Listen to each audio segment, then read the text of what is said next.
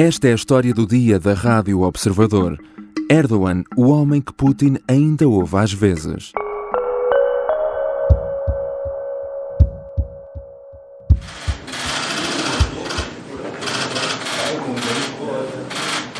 Vladimir Putin está de pé com as mãos entrelaçadas uma na outra, repousando à frente da barriga. Vai ruminando com a boca enquanto espera. Dá claros sinais de impaciência. Há um ou outro franzir de sobrancelha ocasional. Até que quase um minuto depois, avista finalmente o homem que aguardava impacientemente a vir na sua direção. Desentrelaça as mãos, abre e fecha os braços, como que a dizer, até que enfim. Em direção a Putin, naquele dia em Teherão, vai Recep Tayyip Erdogan, o presidente turco. Quem tem boa memória viu neste gesto uma pequena vingança. Há 2 anos, Putin deixou Erdogan e toda a sua comitiva à espera durante 2 minutos. O presidente turco teve mesmo de se sentar e a televisão russa ainda ironizou com o cronómetro. И вот Эрдоган делает шаг вперед, аккуратно и незаметно за ним делают шаг и остальные. Помощники Эрдогана, оставшиеся чуть сзади, старательно складывают его пальто, чтобы не помялось. Красный шарф тоже, судя по всему, турецкого лидера, и вокруг него какая-то суета.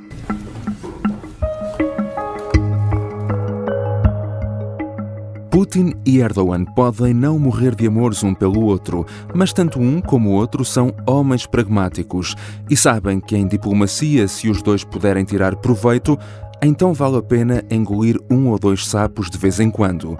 Depois de Erdogan ter deixado Putin à espera em Teherão há pouco mais de 2 semanas, os dois voltam agora a encontrar-se na cidade russa de Sochi. Pelo meio, a Turquia, que desde o início da guerra na Ucrânia tenta agir como mediador, conseguiu um importante sucesso diplomático, o acordo para a saída de cereais dos portos ucranianos. A Ucrânia vai estar certamente em cima da mesa neste novo encontro, mas não só. Erdogan tem dado sinais de impaciência para se aventurar numa nova ofensiva militar na Síria e precisa que, no mínimo, Moscovo feche os olhos. E Putin, isolado por sanções internacionais, quererá certamente garantias de beneficiar de um aliado ao nível económico. O que esperar então deste novo encontro entre os dois presidentes? Como é que a Turquia e Erdogan conseguiram um papel tão central na mediação da guerra na Ucrânia? E que lucros procura também Erdogan obter do ponto de vista interno? Hoje falamos com o jornalista do Observador, José Carlos Duarte. Eu sou o João Santos Duarte e esta é a história do dia.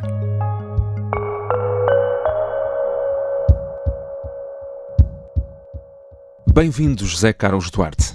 Olá. Este papel que a Turquia tem estado a ter na mediação da guerra na Ucrânia pode surpreender muitas pessoas. Como é que a Turquia surge aqui com este protagonismo e consegue posicionar-se desde muito cedo como principal mediador entre a Ucrânia e a Rússia?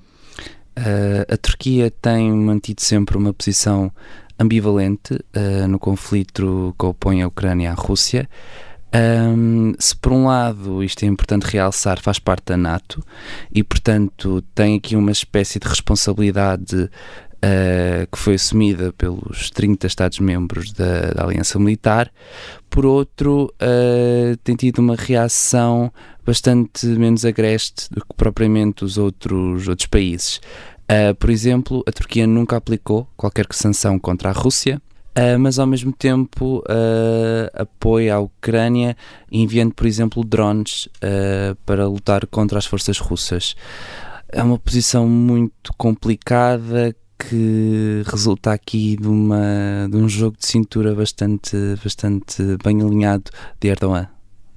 E que desde cedo Erdogan tem de facto tentado posicionar-se nesse papel interventivo e de mediação. De resto, Erdogan e Putin estiveram juntos há muito pouco tempo, há apenas 2 semanas. Por que este novo encontro tão cedo e o que é que será que podemos esperar daqui? Putin e Erdogan estiveram juntos há 2 semanas e esta sexta-feira vão voltar a encontrar-se em Sochi, na Rússia.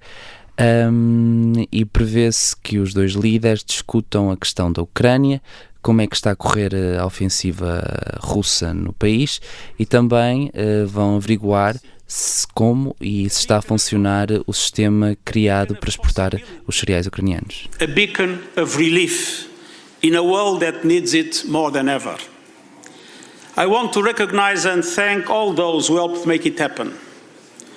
To our hosts, President Erdogan and the government of Turkey, your facilitation and persistence have been essential through every step of this process.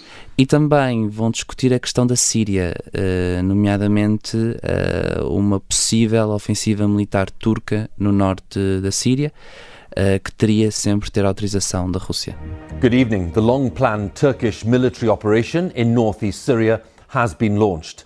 Kurdish forces, which control the area, are reporting heavy airstrikes and the start of a ground offensive amid widespread panic. Erdogan tem dado sinais de estar prestes a avançar com uma nova operação militar no norte da Síria contra as milícias curdas, depois daquela que foi lançada em 2019. Mas a Síria tem sido um teatro onde a Turquia e a Rússia têm até estado em lados opostos. Exatamente. A Rússia é neste momento a maior aliada de Bashar al-Assad e do seu regime e controla neste momento o espaço aéreo da Síria. Ou seja, qualquer ofensiva militar da Turquia na Síria teria de ter autorização da Rússia, caso contrário não poderia realizar-se. O Erdogan, apesar de ter apoiado uma facção diferente da que o Putin apoiou na guerra civil síria, agora terá de tentar chegar a acordo com o líder russo para conseguir realmente desencadear esta operação militar.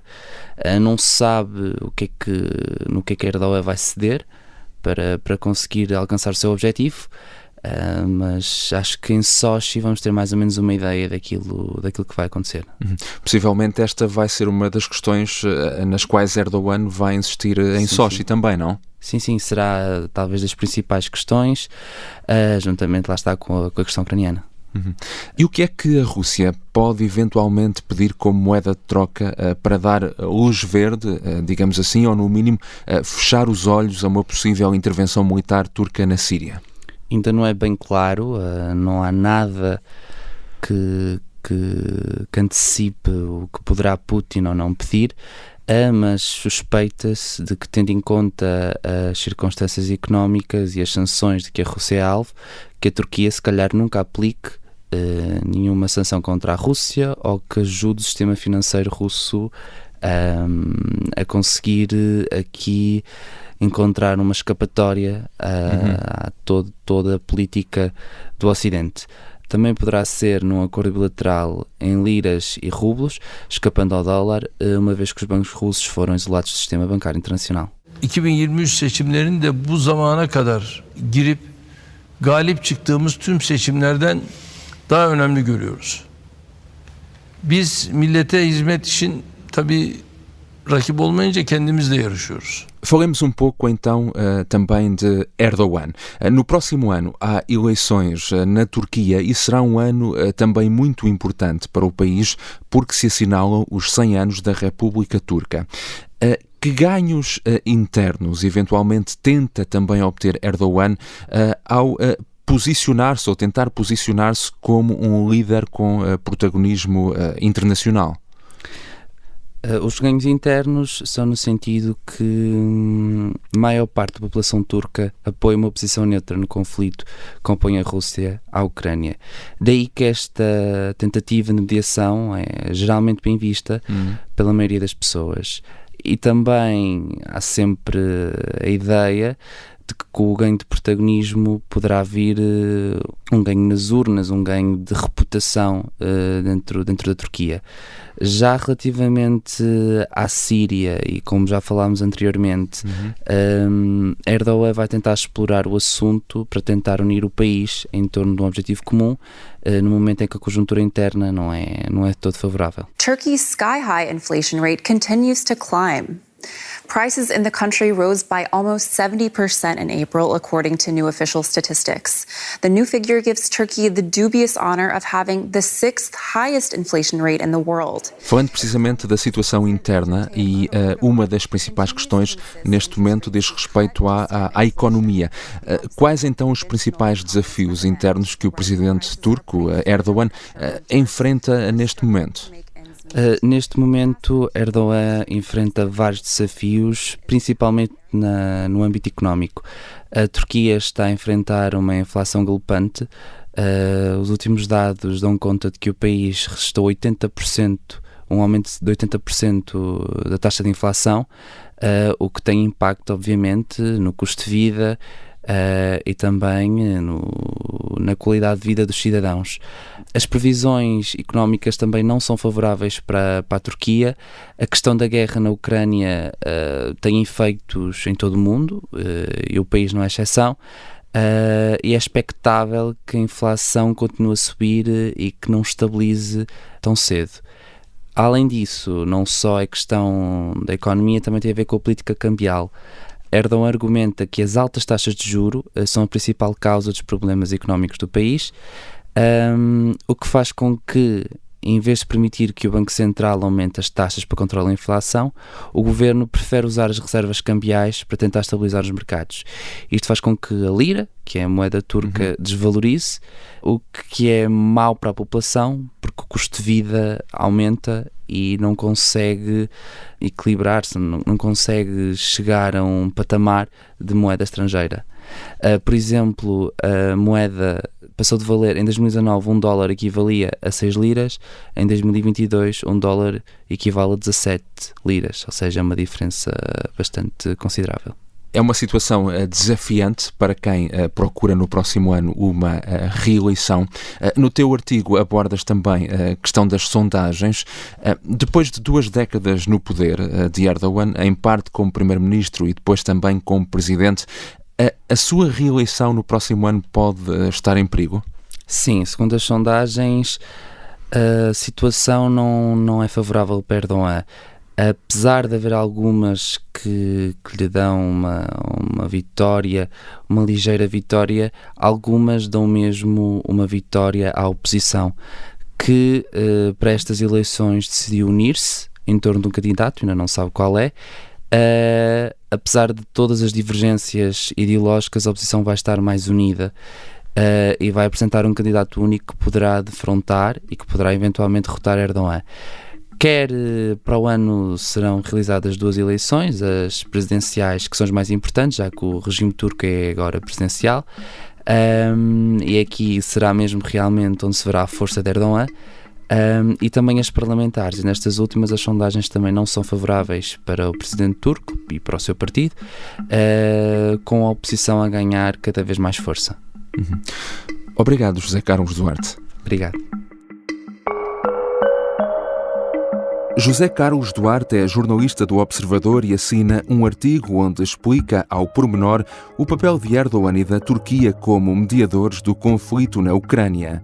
Esta foi a história do dia. Neste episódio usamos também sons da BBC e da televisão russa.